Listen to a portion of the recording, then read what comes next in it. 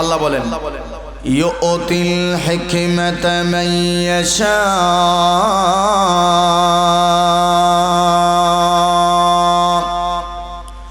ওয়া মান ইউতিল হিকমাতা ফাকাদ উতিয়া খায়রান কাসীরা ওয়া মা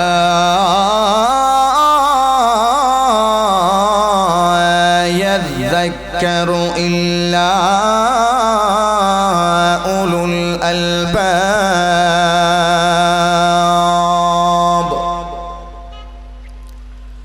সূরাতুল বাকারা 269 নম্বর আয়াত।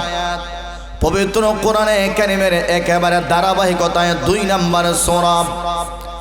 এই সূরার মধ্যে মহান আল্লাহ বলেন আমি আল্লাহ যাকে চাই তাকে আমি আল্লাহ ইলম দান করি, ধর্মের জ্ঞান দান করি, আল্লাহর পয়গম্বরের হাদিসের ইলম দান করি, আল্লাহর কোরআনের ইলম দান আল্লাহ করেন মহান আল্লাহ যাকে চান। সুবহানাল্লাহ। ইউতিল হিকমাতা মান ইয়াশা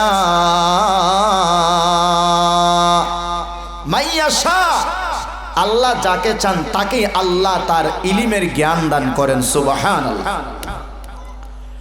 আমার ভাইয়ারা, দ্বিতীয় অংশে আমার আল্লাহ বলেন ওয়া মান ইউতাল হিকমাতা ফাকাদ উতিয়া খায়রান কাসীরা।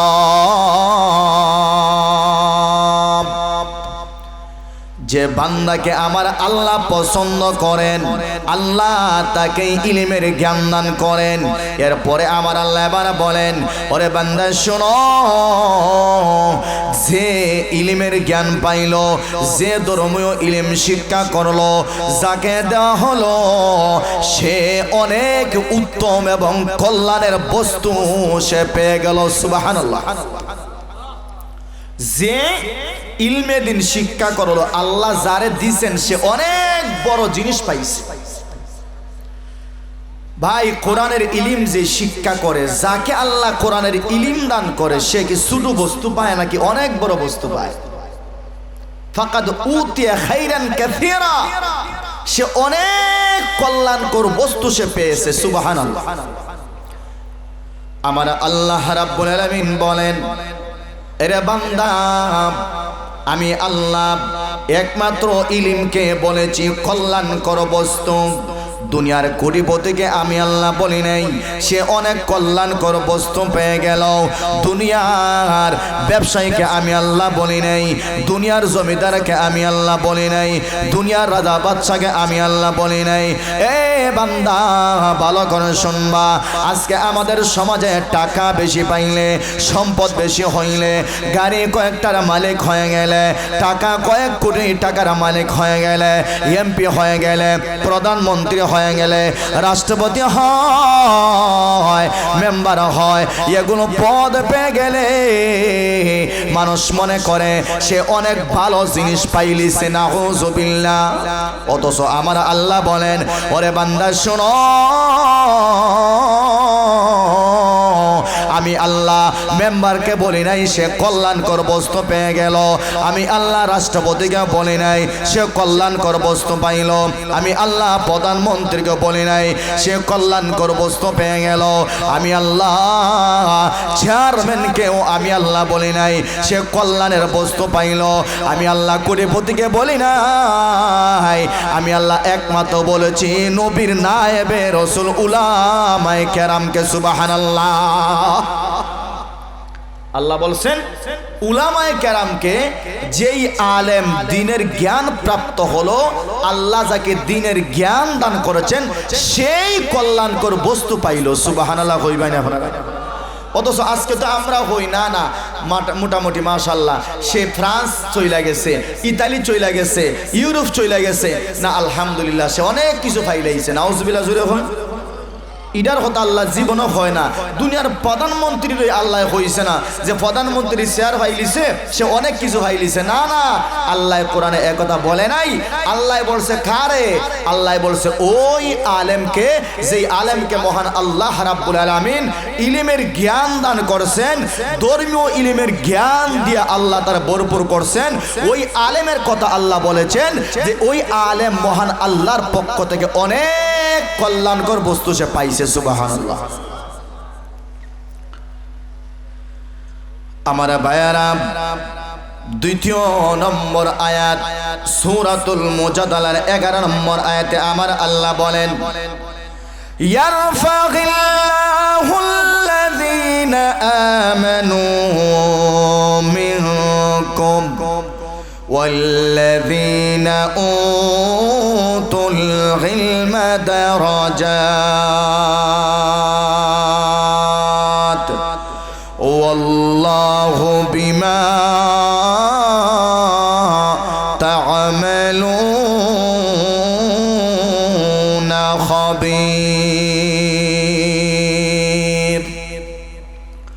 আল্লাহ রাব্বুল আলামিন বলেন, ইয়ারফাগিল্লাহুল্লাযীনা আমানু মিনকুম, তোমাদের মধ্যে যারা ঈমানওয়ালা। আল্লাহ রাব্বুল আলামিন এরপরে বলতেছেন ওয়াল্লাযীনা উতুল ইলমা দারাজাত, যাদেরকে ধর্মীয় জ্ঞান দান করা হয়েছে আল্লাহ তাদেরকে মর্যাদায় উন্নত করেছেন। সুবহানাল্লাহ। আল্লাহ বলেছেন, আল্লাহ রাব্বুল আলামিন বলেছেন তোমাদের মধ্যে যারা ঈমানদার, যাদেরকে আল্লাহ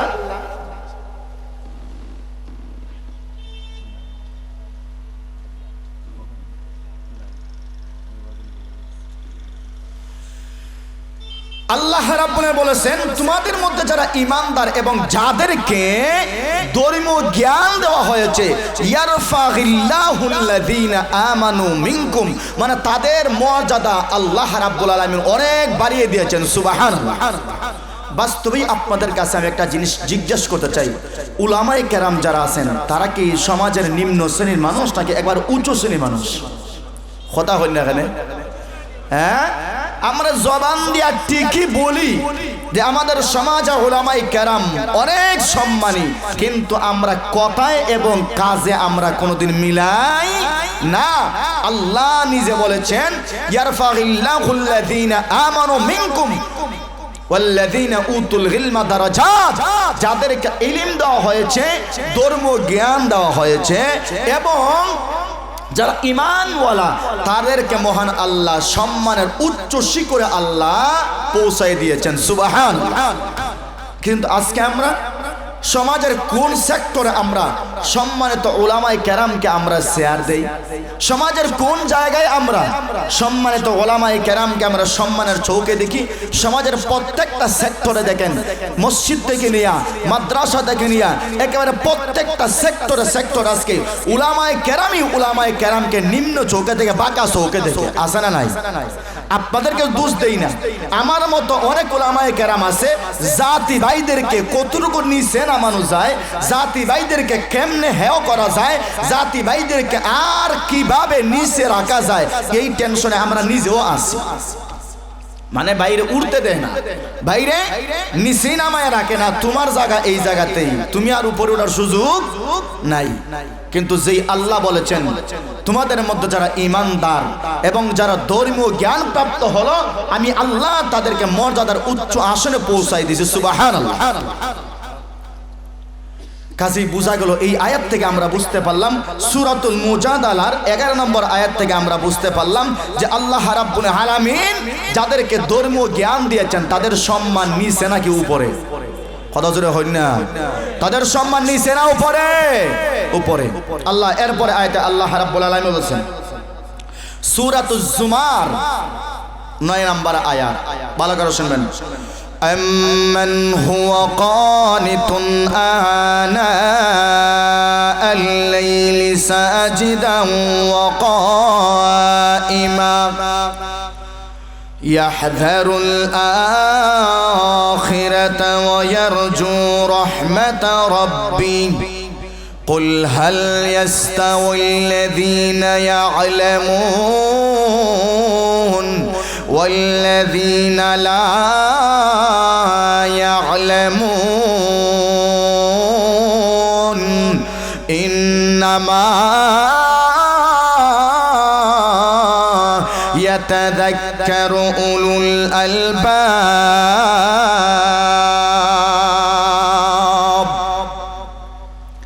আমার আল্লাহ রাব্বুল আলামিন আবার বলেন, ও নবী আমার আপনি বলেন, যারা দাঁড়াইয়া নামাজ পড়ে সেজদা করে আমি আল্লাহর সন্তুষ্টি পাওয়ার জন্য, আম্মান হুয়া কানিতুন আনা আল-লাইলি সাজিদান ওয়া কাইমা, রাত্রে বেলায় যারা আমি আল্লাহর ভালোবাসা পাওয়ার জন্য, আমি আল্লাহর রাজি পাওয়ার জন্য, আমি আল্লাহর সন্তুষ্টি পাওয়ার জন্য যারা রাত্রে বেলা দাঁড়াইয়া বসিয়া সেজদা দিয়া যারা নামাজ আদায় করে, ওগো নবী আমার শোনো,